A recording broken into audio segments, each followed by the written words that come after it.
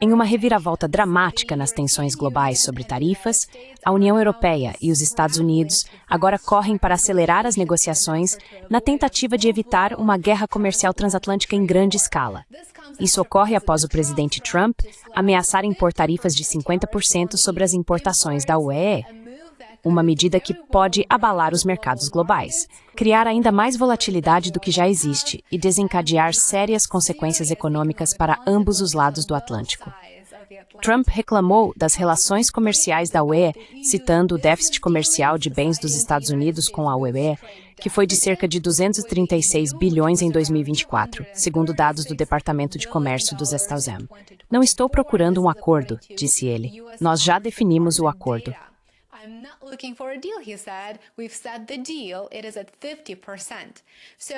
Está em 50%.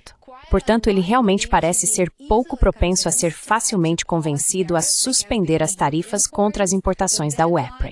O prazo originalmente estava marcado para o início de junho, mas agora foi adiado para 9 de julho.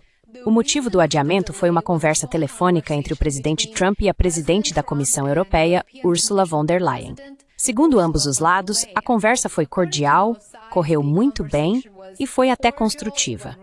E, claro, terminou como sabemos agora, com Trump concordando em adiar a ameaça de tarifas. Mas sejamos honestos, isso é apenas uma pausa em um jogo muito mais complexo e amplo. Portanto, as apostas continuam extremamente altas. E como eu disse, isso é apenas uma pausa.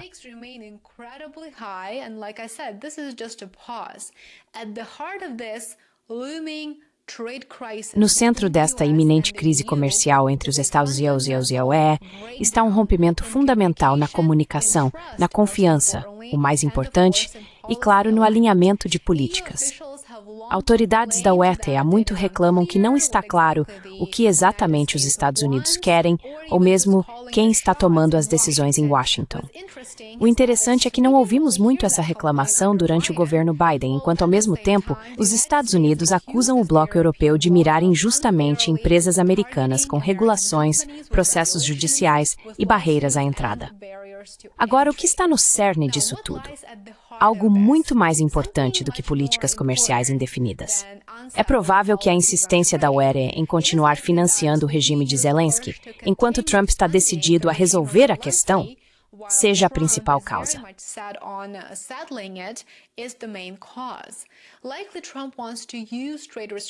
Provavelmente, Trump quer usar restrições comerciais contra a UE como uma ferramenta política para forçá-la a se alinhar e realmente buscar a paz com a Rússia, além de parar de financiar a guerra por procuração.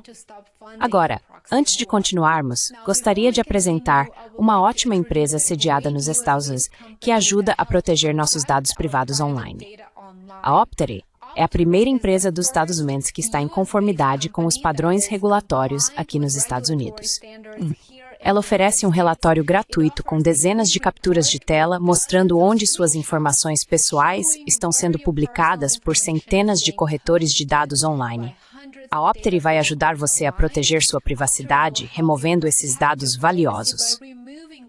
Os planos de assinatura da Optary removem automaticamente suas informações dos sites de corretores de dados, eliminando seu endereço residencial, números de telefone, e-mails e outras informações pessoais da internet.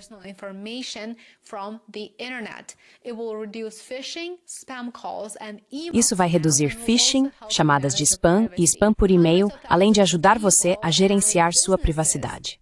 Centenas de milhares de pessoas e empresas usam o Optary para prevenir ataques, phishing e manter suas informações pessoais fora da internet. Use o link que compartilhei na descrição do vídeo abaixo e faça da sua privacidade uma prioridade. As tensões comerciais entre Estados Unidos e UE não são apenas conversa. O impacto econômico desse conflito é muito real. Segundo a Bloomberg Economics, as tarifas de Trump afetariam mais de 320 bilhões de dólares em comércio entre o UE e Estados Unidos. Isso poderia, na verdade, reduzir o PIB dos Estados Unidos em quase 0,6% e aumentar os preços ao consumidor em mais de 0,3%. Esses números não são apenas notas de rodapé econômicas. Eles se traduzem em empregos perdidos, custos mais altos para os consumidores, para nós e, claro, maior incerteza para empresas de ambos os lados.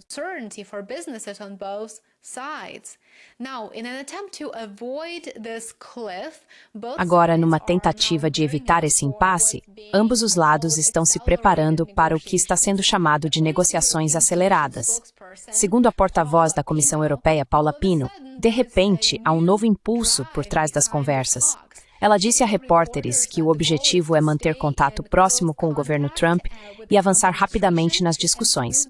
Mas, com apenas algumas semanas restantes até o novo prazo, 9 de julho, o tempo definitivamente não está a favor da UE. Agora, vamos ser claros. Tentativas anteriores já fracassaram antes e a UE realmente não está alinhada com os Estados Unidos. Na semana passada, Marco Rubio disse abertamente que a UE está pressionando por mais guerra na Ucrânia, enquanto o governo Trump busca maneiras de acabar com ela.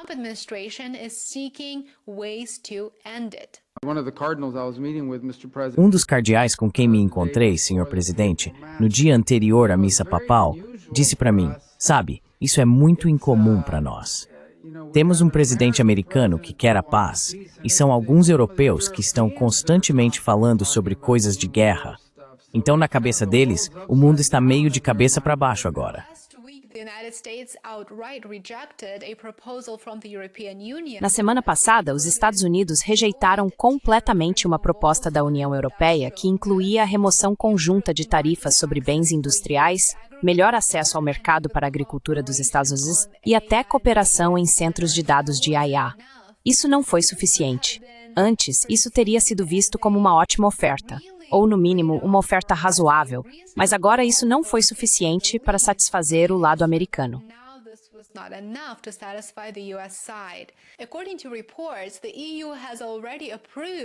De acordo com relatos, a UE já aprovou tarifas sobre quase 24 bilhões de dólares em produtos dos Estados Unidos e afirma que essas tarifas podem ser aplicadas, podem ser lançadas quase imediatamente. Na verdade, são medidas direcionadas, não apenas econômicas, mas também políticas. Elas se concentram principalmente em estados e setores dos Estados Unidos com grande importância política. Por exemplo, elas miram a soja da Louisiana. E você pode perguntar, por que isso importa? Bem, a Louisiana é o estado do presidente da Câmara, Mike Johnson. E isso, é claro, tem um impacto político significativo sobre Mike Johnson. A UE diz que também tem margem para aumentar sua retaliação.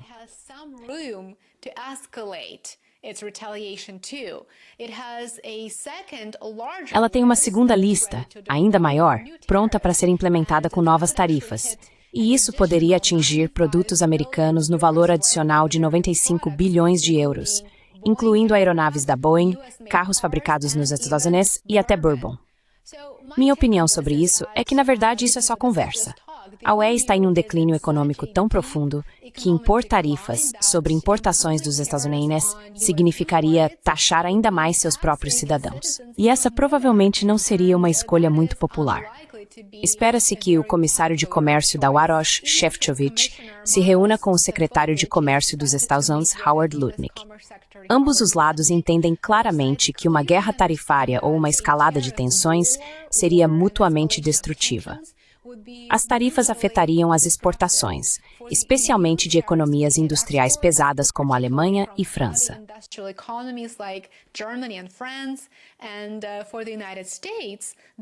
E para os Estados Unidos, o impacto se espalharia pela agricultura, pela indústria da aviação e pelos bens de consumo, áreas que já estão sob pressão. Então, o que acontece agora? Bem, se a história serve de guia, teremos várias semanas de intensas negociações nos bastidores. Haverá jogos políticos, é claro, ameaças e talvez até concessões.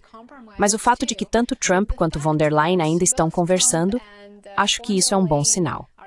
E segundo relatos, essas conversas estão sendo produtivas. Então, veremos o que essas negociações aceleradas vão trazer. Mas há alguma esperança e provavelmente veremos algumas concessões. Se esse caminho levará a um acordo ou a uma guerra comercial, depende de um único fator.